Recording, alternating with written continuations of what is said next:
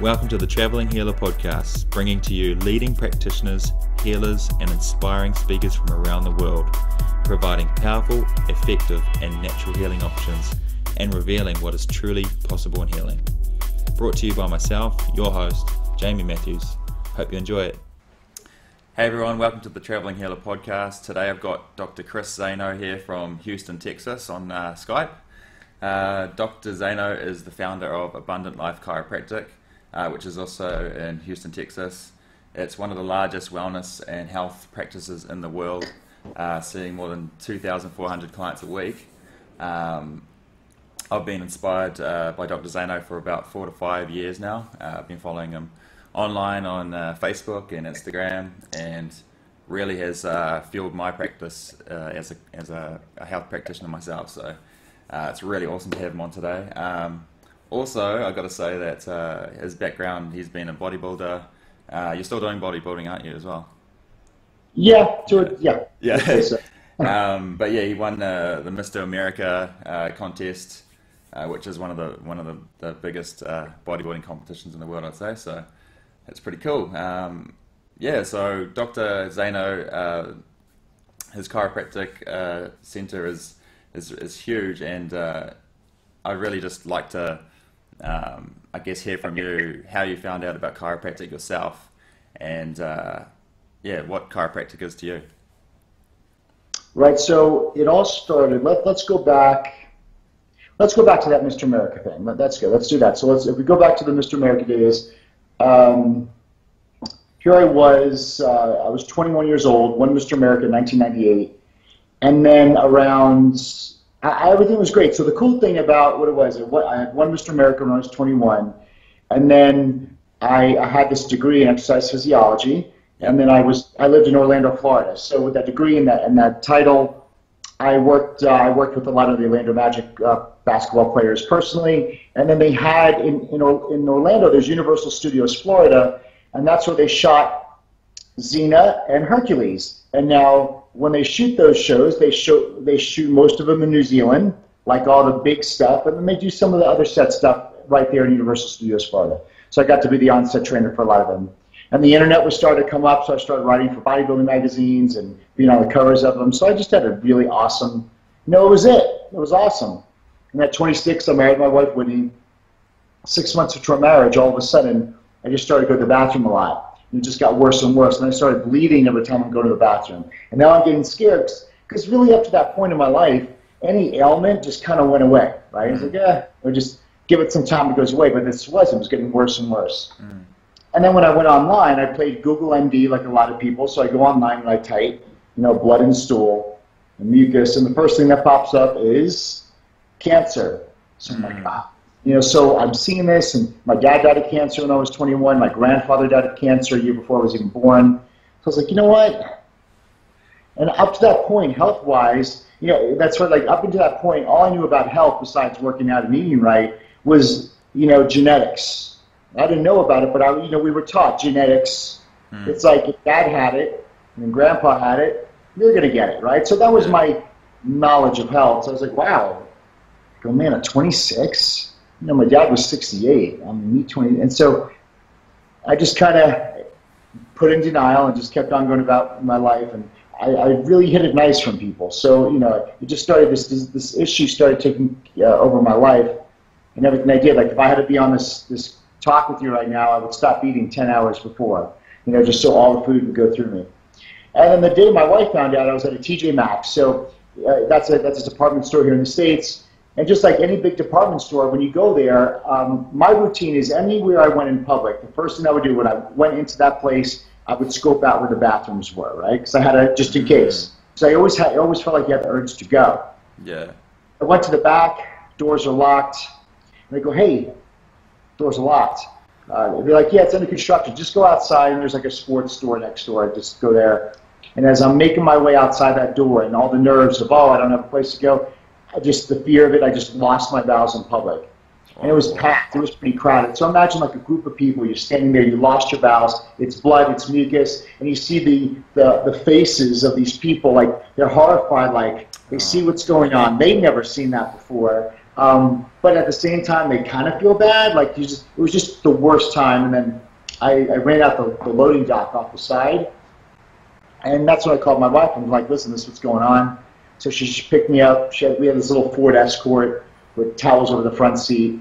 And I proceeded to tell her what's been going on for quite a few weeks. And we went right to the hospital, and they knocked me out. When I woke up, the doctor goes, I know exactly what you have, because you have an irreversible terminal disease called ulcerative colitis. It's an autoimmune disease where your immune system's really attacking and eating your colon. You'll have it for the rest of your life.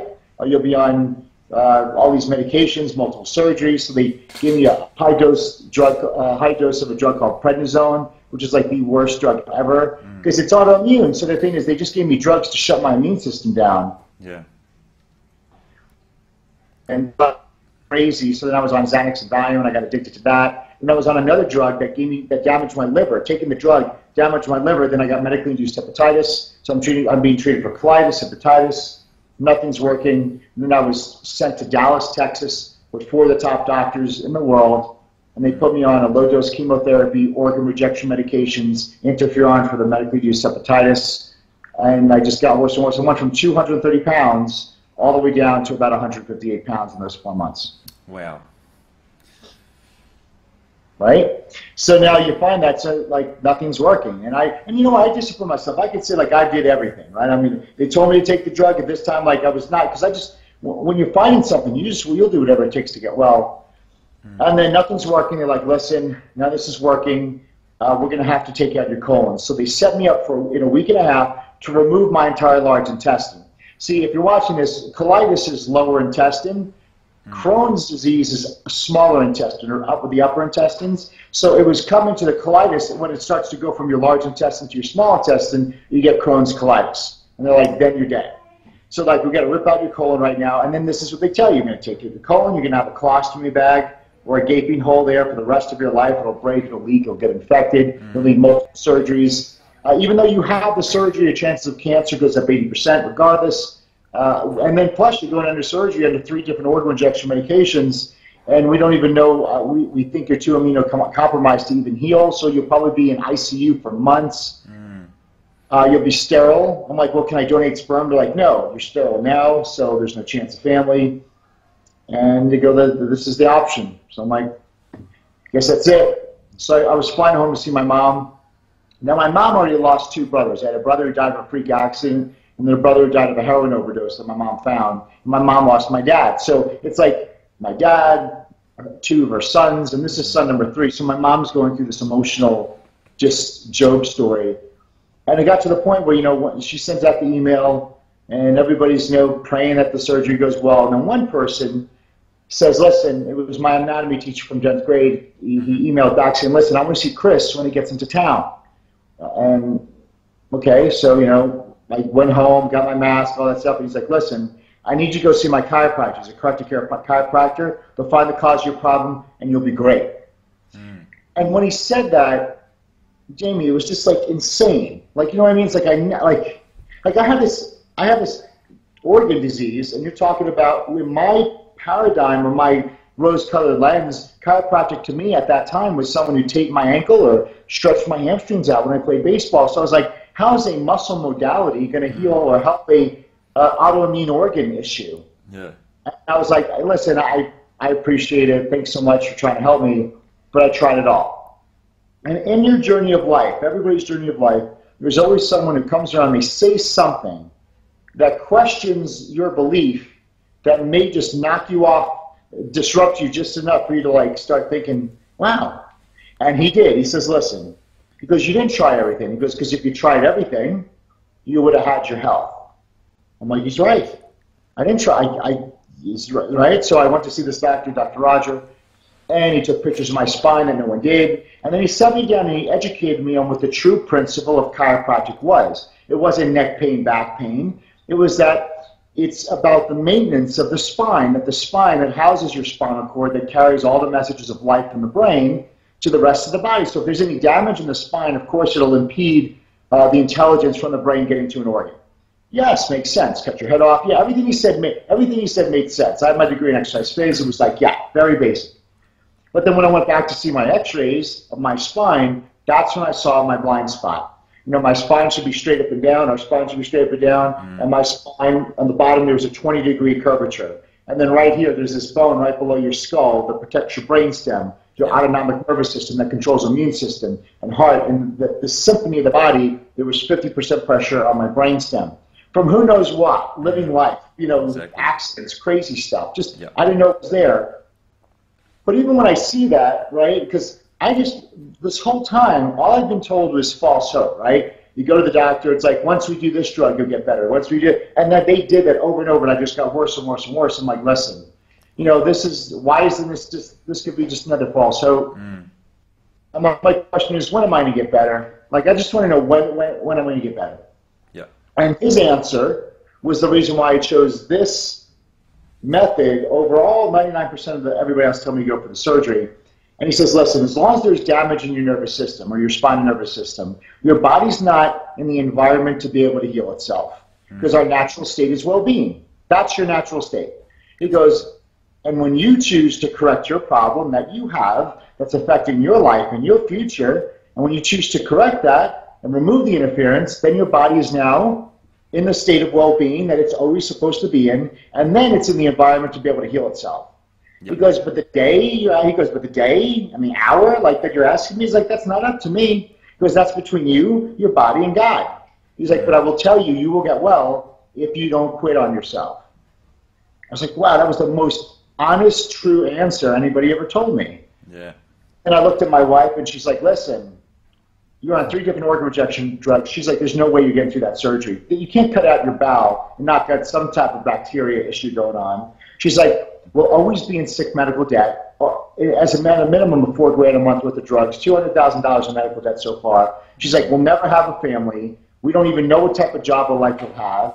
And she's like, and I want you here as long as possible. So even though we didn't have the money, see, when you want something in life, even if it's not in the bank account, it's there. Like, you know, when people say they don't have the time and the money, but when you want something, or the reason why you're out where you're at in life is because you wanted it. So, you know, we just got a couple credit cards, paid for that care, and then went on the journey of removing that interference. Yeah.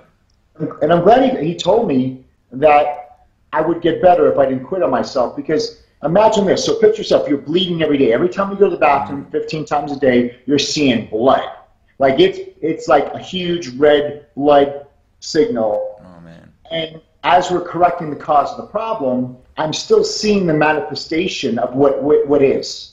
And what was, right? So I'm still seeing blood. And it's tough because you see, like, you have this faith that maybe it'll work, but you're seeing proof that, hey, dude, there's blood there and nothing's changed, right? So it's like, because the body takes time to heal. It didn't happen overnight.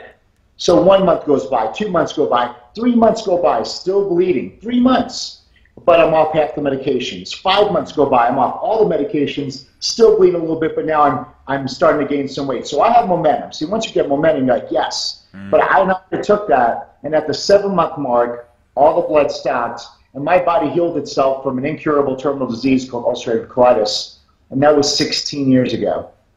Wow. Yeah, right? So cool. So. And it's the thing we see a lot though, right? Just with all sorts of health conditions, you know, your body can heal much more than people actually believe, you know, if we give it the chance and remove the interference to that natural healing process. Yeah, that's really cool. Yeah, so. Well, it's 100%. Yeah, you absolutely nailed it. It's removing the interference. So what caused it? Well, number one, I think what you just said was it. As far as like, I want everybody watching this or listening to this to know how, I'm gonna just explain right now, and you're gonna realize how distracted you were so subtly by society.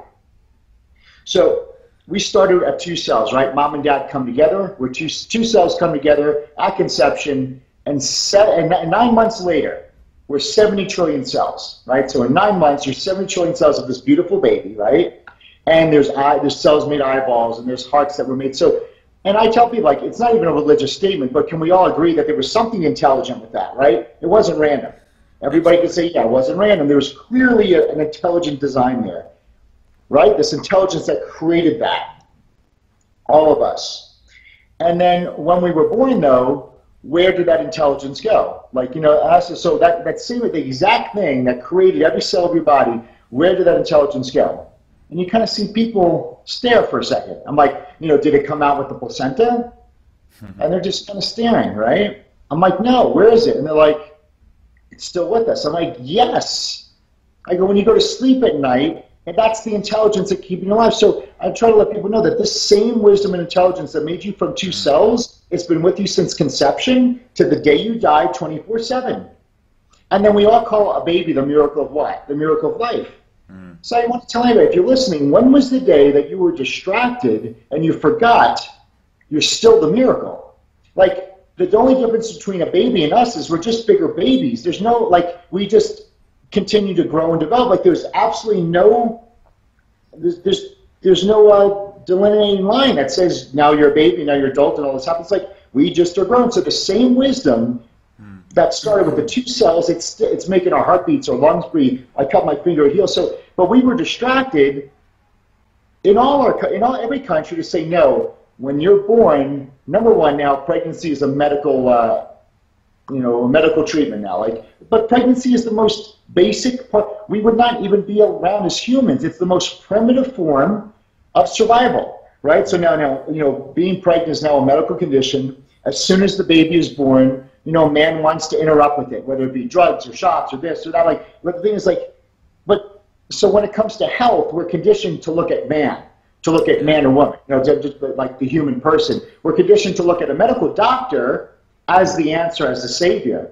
And that's what I was going through. Like, I was looking, I didn't want that experience anymore. So I was looking outside of me for the answer. I was reading the books. I was looking at the internet. I was looking for all the best people in the world that might have had this wisdom that they were going to heal me.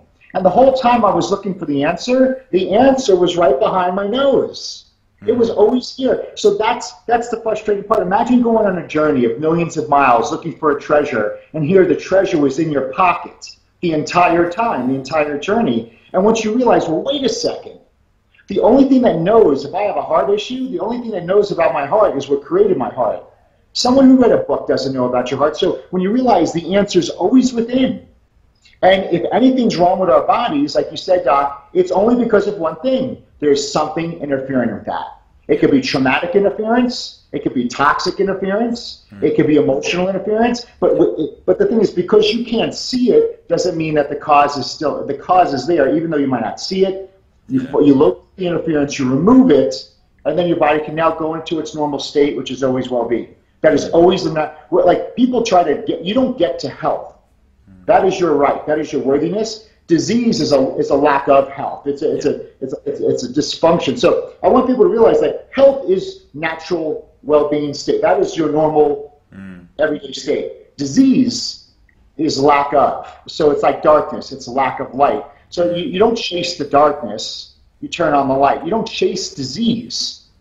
You bring well-being back to the body. Yeah, absolutely. Absolutely. Yeah, I mean, that's how I got into chiropractic myself as well. I was actually studying pre-med, and it didn't feel right because, I mean, it's all about drugs and surgery, right? That's their expertise. And we had this statistics lecture where they talked about iatrogenic disease being the number 3 killer, you know, behind heart disease and cancer.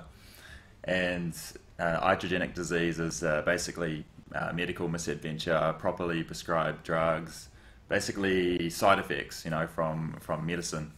And I was just like, what? We're studying medicine, but it's one of the highest killers in the world. So it really just had this conflicting feeling inside.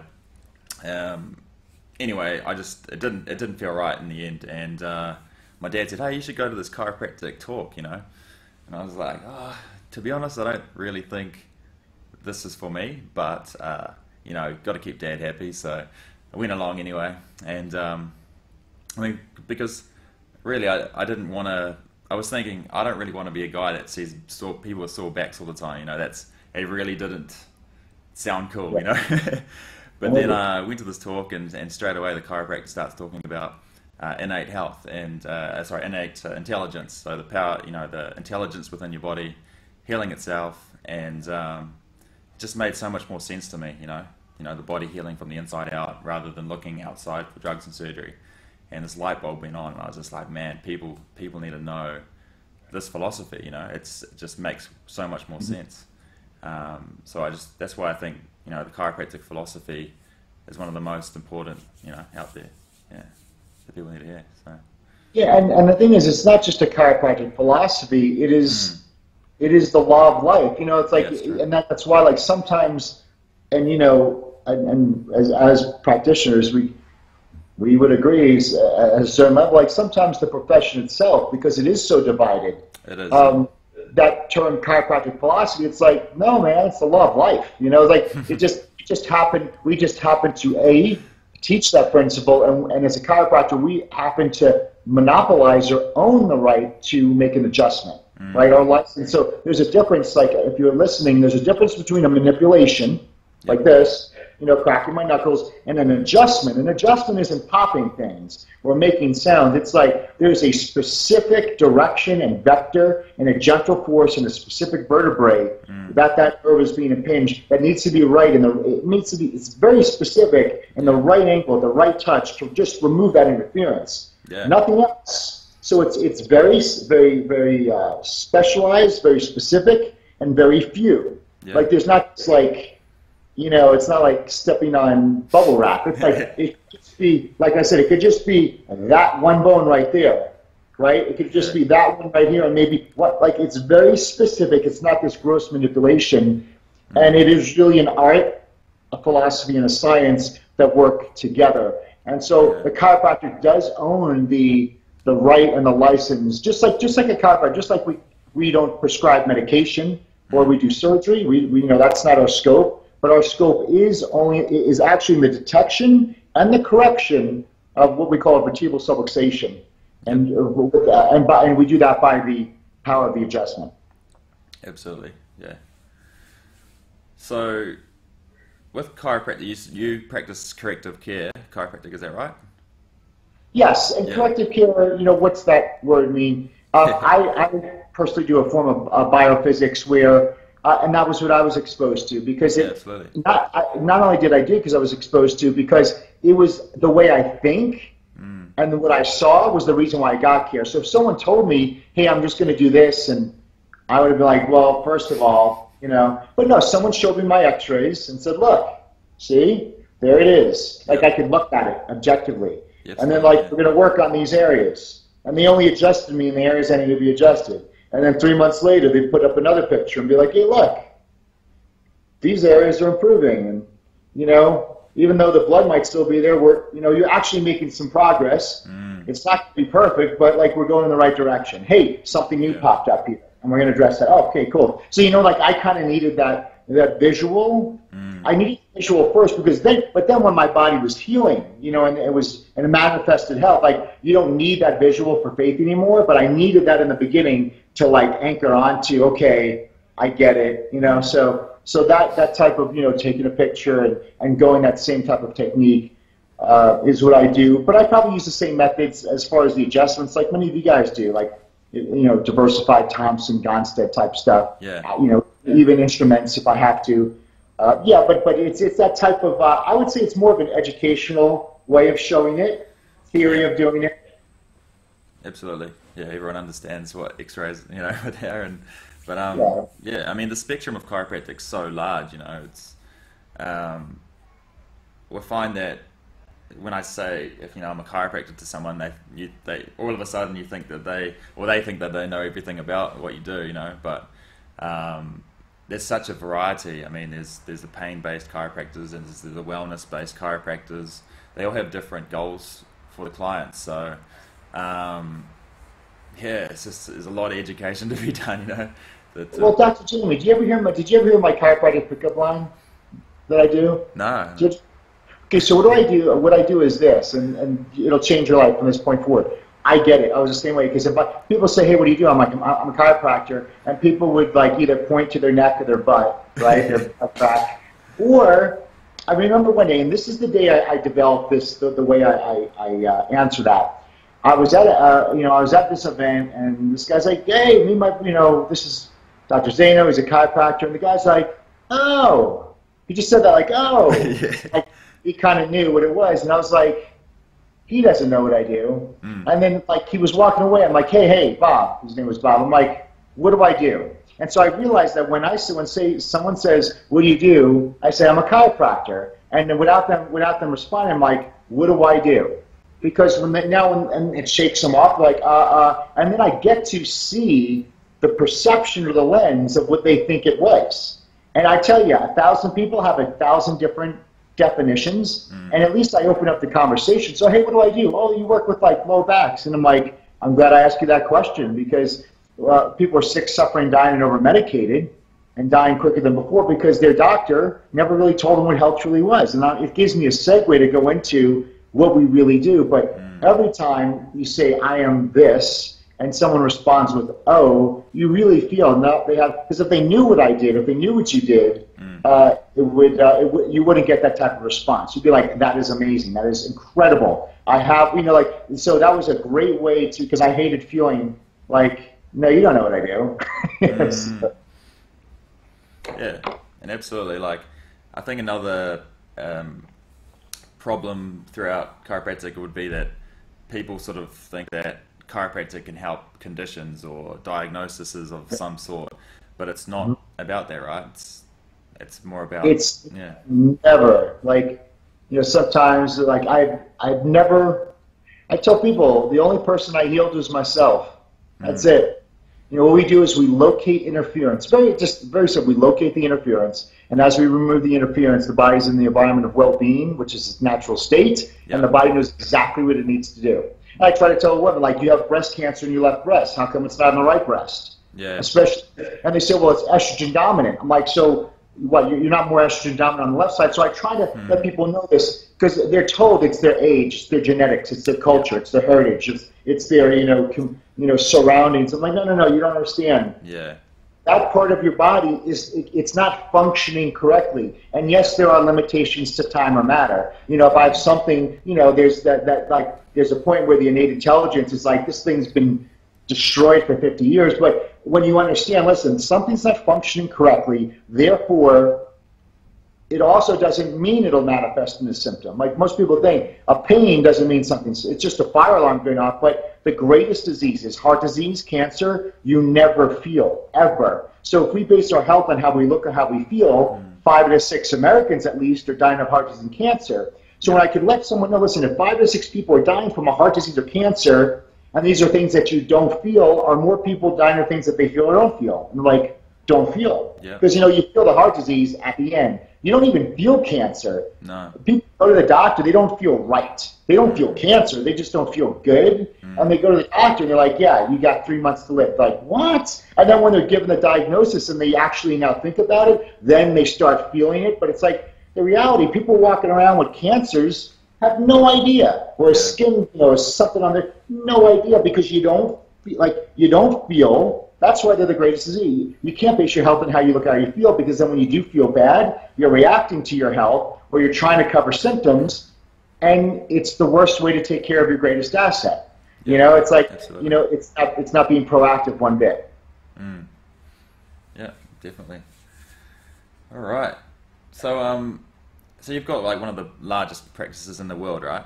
Yeah, our peak was 2,800 people a week. Now I'm actually, my family and I, we moved to Park City, Utah, which is 1,500 miles away. So I have some great associates in there, but my power isn't there, but it's still cranking. It's still, I get 1,000 a week. So it's still doing amazing stuff, and we're just utilizing chiropractic. So it's not it's not multidisciplinary, which I have nothing against that at all. Just like our office just rocks in the chiropractic thing, That's so cool. What's your so obviously you need a big vision and a big purpose, I guess, for that. What drives you for having a practice like that? Very good question, and I know you give me permission to be transparent. What drove me to see like 2,000 a week? Because really, the only one that really cares about those numbers is us as practitioners, right? No one really knows or cares about it. So I really was looking in. I'm like, what really drove me? Like, why did I?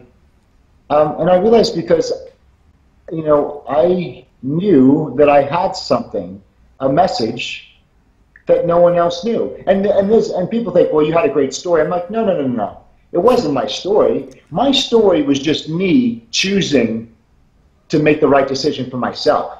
That's all my story represents. But I'm like, I have this great message and this story that I think everybody needs to know. And if people say, oh, and I don't know what you do, it's like, and all I need to do is get this message out to people, and I lead them in the right direction, and you see lives change. And then, you know, my way of success, my scoreboard, for a lot of people, money might be the scoreboard, but really my scoreboard was how many people I could help. So I knew if I saw, you know, 500 people a week, you know, I knew that if I saw 800 people a week or 1,000 people a week, I knew I was making a bigger impact, or I was helping more people. Yeah.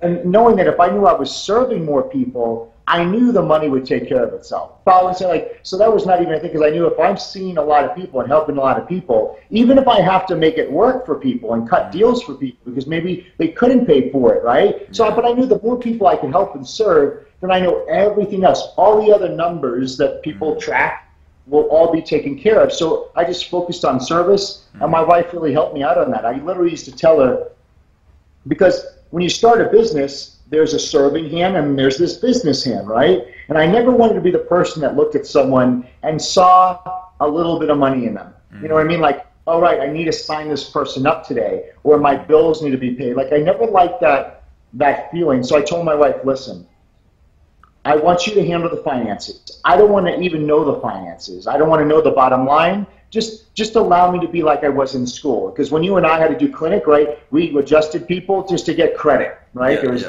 no exchange, right? So I'm like, let me just go and pour, because see, I could just help and serve people and leave the money out of it. So let's hire someone to do financials. And so so in my mind, I never saw exchange of finances. So I just would go in and, do you want to correct this? Great. So-and-so be in. So I was 100%, not 98, 100% focused on, I want to serve you. I know I can help you. I know you could get well. Like I was 100% in just their best interest in mind. And then when I was able to serve them, I was serving a selfish desire of mine, which was what? I want to be able to help as many people as possible. So it was like, it was selfishly unselfish all at the same time.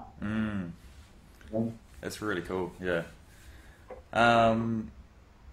Yeah. So you're at the moment. I see that online. You're talking a lot about being the hero. You know, your own hero, living the hero version of yourself.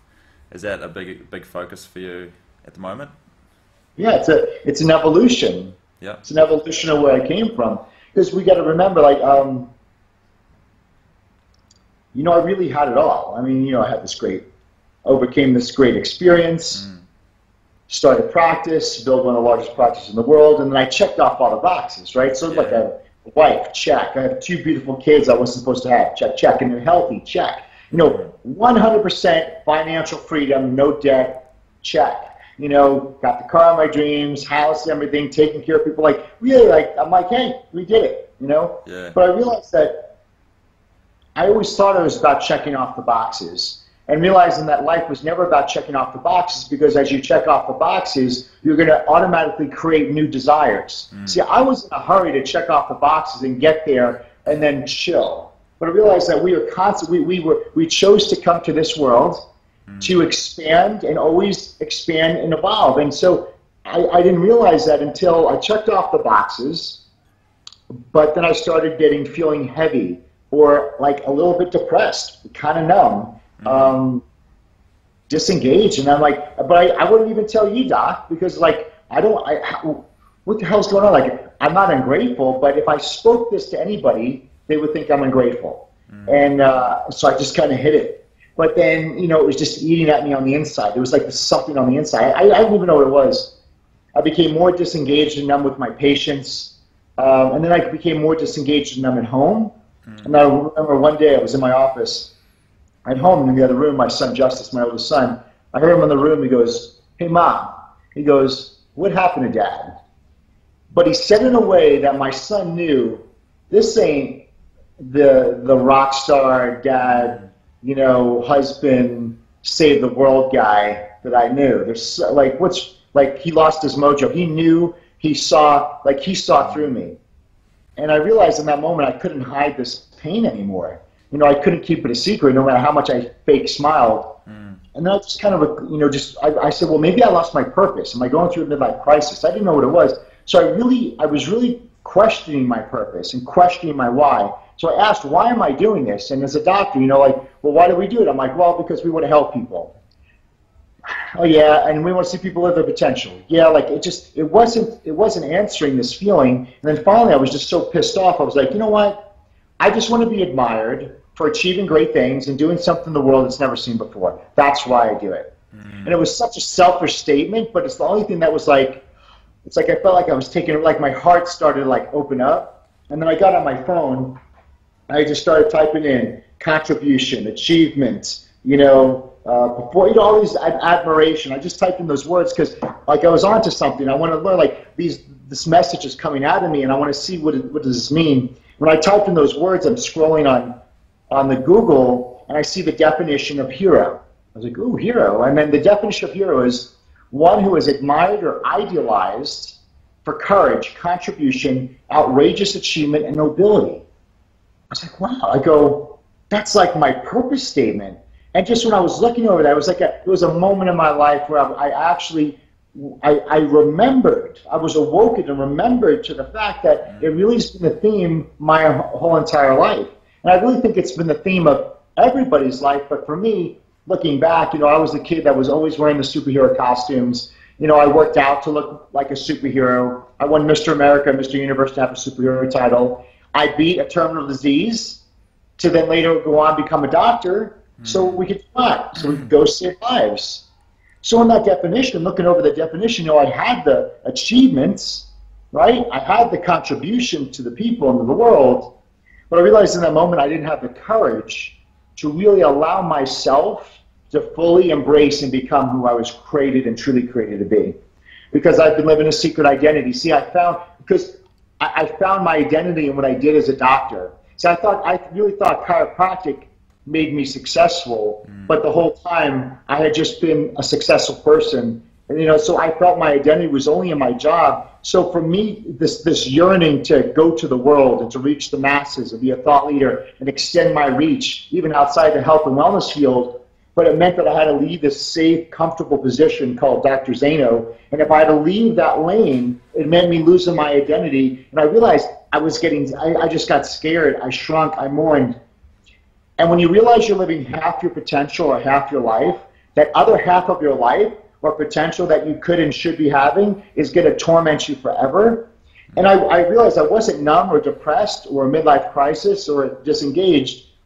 I was just grieving my potential the entire time. Yeah.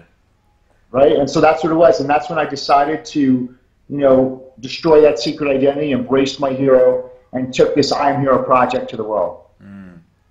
That is so cool.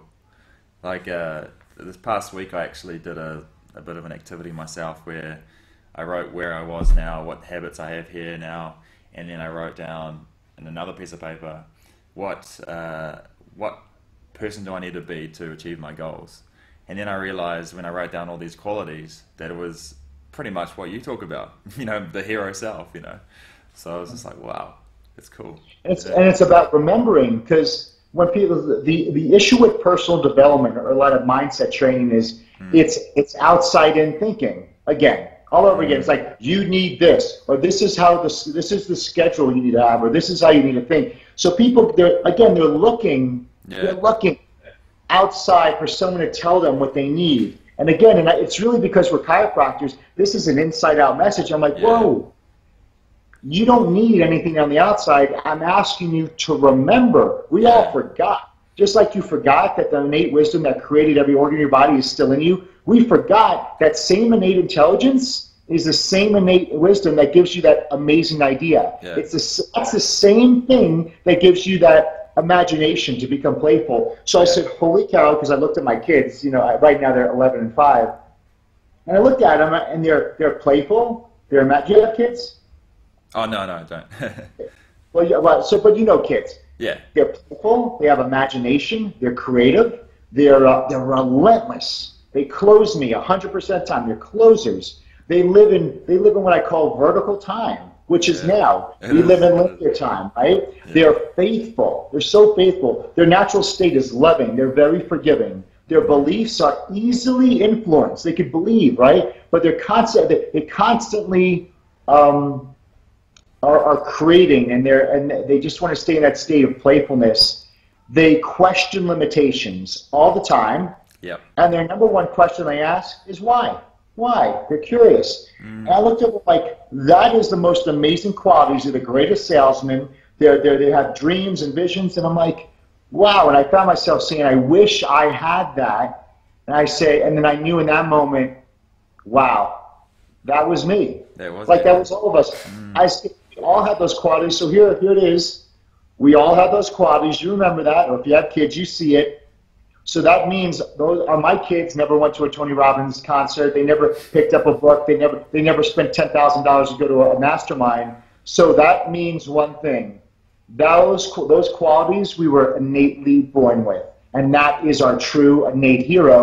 Absolutely. And it's been lost, suppressed, imprisoned through teachers, preachers, institutions, society, media, movies. They made it like we put on this fake phony suit or a secret identity, and when you're in your 25s, 30s, 40s, 50s, you look in the mirror and you don't even know who the hell you are anymore, because it's about remembering the innocence, the joy, the playfulness, the imaginations of what we were as a kid. And we came equipped with that. That was always in us. It was not learned. Insecurity is educated.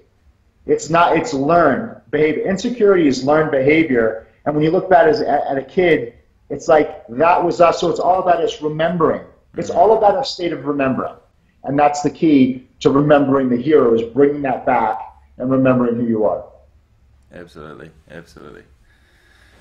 Oh, wow. Yeah, well, so what are your plans for the future? Do you have any big things lined up, or? Oh yeah, it's world domination. Absolutely, yeah.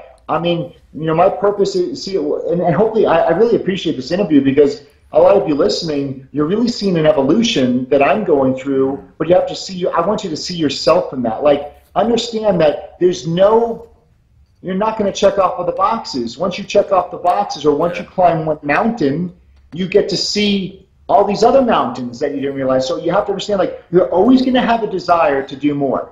And that's a good thing. You're always going to have a desire to create more. So this word retirement, or this word settle down, and it's never going to happen. Nah. It's like you're always going to crave expansion as a human being. So the evolution of helping people on a very brick and mortar level, right? And you kind of did this stuff. You're like, you help people at a brick and mortar level, and then you felt the need to expand. Therefore, the traveling hero, right? So now, you're scaling yourself to the world. And my way of doing that was I Am Hero Project, where my purpose kind of evolved into I resurrect heroes from the complacency of their secret identity. Cool. And so they can start living heroic lives once again. And the way they're going to do it is by expressing. I teach people how to express and experience love now, not when you get something, like not conditionally. Like, it's about expressing and experiencing love now in every area of your life. Meaning that, like, the job you're in that you thought you needed to do, but you would love to be a cook,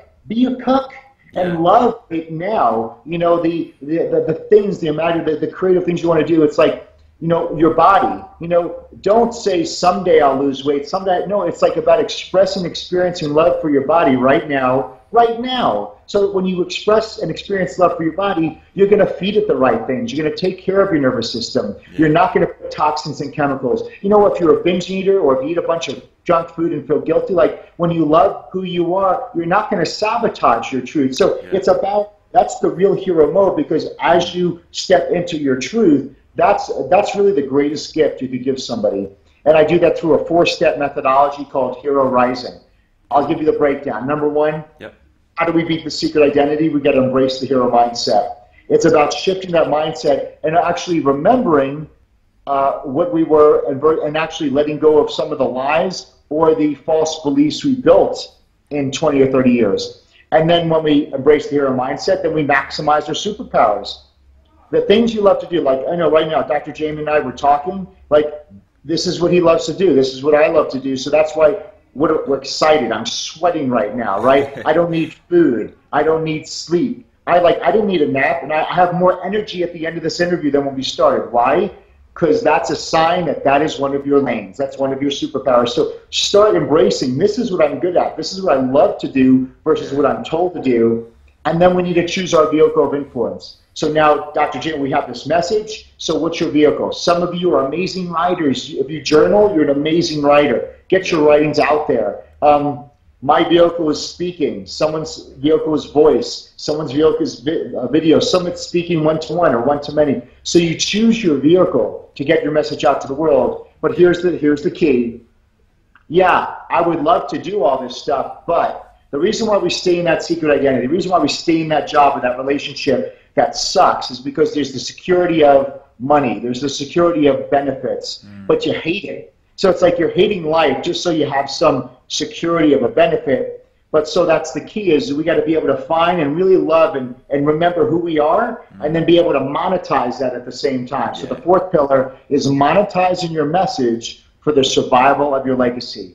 And my greatest thing I could ever see and wish for anybody is to see what they love to do. Because you know, when you see someone in the business that they love to do, they're the best at it. They love it. It's like they work harder than everybody else because it's not hard work to them. Because as you're doing what you're created to do, you're getting more energy. It's like this positive reinforcement. It's like you would rather be no other place. I have a friend, a student of mine, they were a doctor, and they're going to go sailing. So they're going to actually go sailing and do sailing. So they're actually doing what they always dreamed to do. Everybody's working so hard for someday. But the thing is, if you go after that someday now, the universe will open its doors to you, and you will find a way to work to make it happen. But it's just, at least you have the happiness factor that will absolutely make all the difference in your life, and that's living a hero life.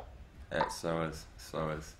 So do you have a course online or anything that people can access, or for the I Am Hero stuff? Or yeah, if you go to IamHero.com, IamHero.com, I have a digital course that's just being completed. It's going to be, it's amazing. You know, we traveled all over the world to do the courses. But right now, if you go on that site, and they'll be up for a limited time only, so make sure you get them. I have 4 master classes for you, because video is my vehicle of influence. So I have 4 master classes. They're 1-month courses.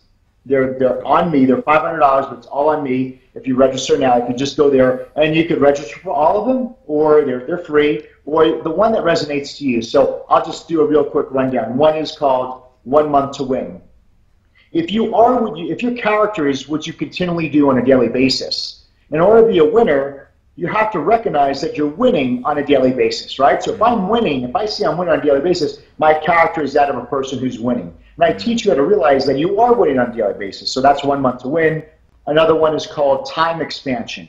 A lot of people have time management issues. But the thing is, you cannot make more time, but I teach you how to expand time. So we make sure you have the time. You can't make it, but you actually utilize the time to be able to do the things that are best for you, so you can help others. Another one is called I Am Value. So now let's say you do have this thing, but maybe you're like, oh, who's going to like what I do? Because, you know, we're hard on ourselves. Well, I Am Value is showing you how you gain more faith, confidence, belief in your product, services, idea, not just for yourself, but for the people that you present it to. So that's I Am Value. And then another big one, which we just completed, was called the Hero Secret Sauce.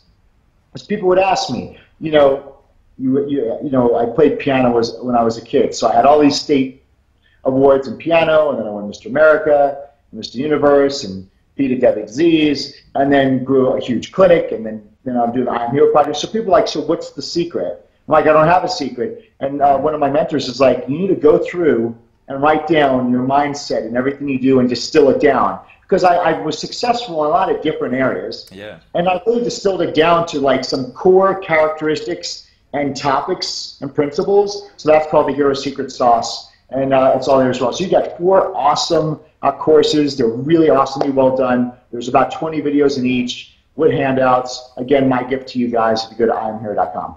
That is awesome. Thank you. I'm sure I'll be sending a few people your way. Yeah, and then also I do content daily. Like, I really love keeping this conversation going. And like, you know, like, and it's 100%. I answer all my comments. So if you go to Facebook or Instagram under Dr. Zaino, I put out content daily, and I answer all the comments. Like, if you even give me a thumbs up, I'm going to answer it, right? So it's like, that's kind of like my value. I committed to, like, I don't care how long it takes, but I answer every message, every question, every comment, because that to me is what social media is, right? It's not some fake thing. And so, I will later. So that's why, so engage every day. Okay, I'll blow it up, buddy. Someone wants to play water balloons. So yeah, so go there, and that's daily content, and you could get to me. You have access to me 24/7. Awesome. Yeah, I follow you on Facebook and Instagram, and definitely enjoy your content. So thanks for that. I appreciate you, and that's how we connect. Like, yeah, absolutely. It's amazing. Like, you have all these people that they're saying they're too busy. Like, I'm busier than anybody, and that shows you right there. It's like you're not busy. You're not too busy when it's a priority. Yeah. And I think that's a good subject. And I know it's slightly off topic, but I think it's important. It's like, what I truly desire to connect with everybody, and it's such an important part of my life that you'll always make the time. Like, I mean, it's so easy on social media. Say, I got a message and answer. It's like this, I don't have time to answer an email or return a call. It's like, you're avoiding human connection. And so I really think human connection, especially in today's technological world, we don't, like, I think we all crave that human connection because a lot of it is kind of, there's a cloud or it's kind of phony. So remember, it doesn't have to be in human connection, but you'll always find the time for something that's important to you, no matter what. Yeah.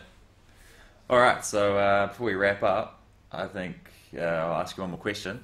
What would you say to someone that's thinking about going to a chiropractor? What would your advice be if they're sort of on the fence thinking about going to a chiropractor?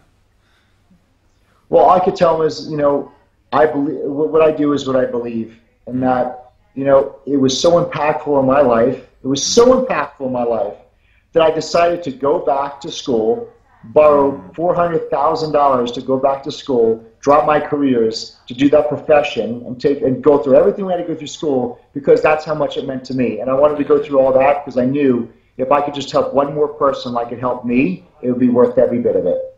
Oh, that's so cool. Thank you so much for that. Cheers so much for being on the show today, and I'm sure people will get a lot from it. Thank you so much. And if you're watching this and you really enjoyed it, please comment below, give it 5 stars, and if you want me back, let them know. Yeah, I'll put your social media links down below as well, so people can follow you. Cool. Cheers, Dr. Zaino. Catch you later. Appreciate you. God bless. Hey guys, thanks for watching the episode. I hope you enjoyed it. If you want to see some more, you can subscribe down below. You can also find all these episodes on iTunes and SoundCloud. If you want to check out my blog on my website, www.thetravelinghealer.com, I'll be sharing my learnings, my journey, and some interesting times, such as going to see John of God in Brazil. So if you want to check that out, that's cool. I'll put my links down for Facebook and Instagram if you want to follow me there as well. So thanks again for watching, and see you at the next one. The information on this podcast is no substitute for professional medical advice, diagnosis, or treatment. Always seek the advice of a physician or other qualified health provider. Never disregard professional medical advice or delay in seeking it because of something that you have heard on this podcast.